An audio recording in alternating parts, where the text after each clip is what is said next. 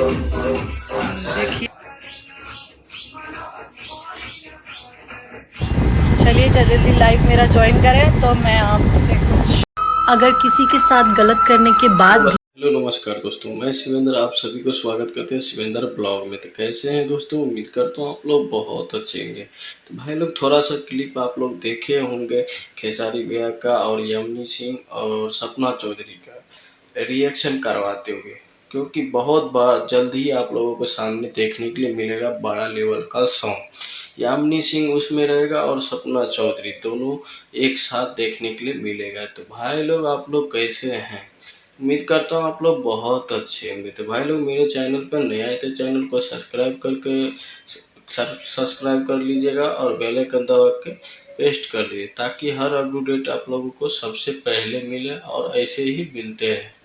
तो भाई खेसारी भैया का आज 2 नंबर लोटा सॉन्ग आया था, काफ़ी गजब का था। चलते हैं अगले वीडियो में।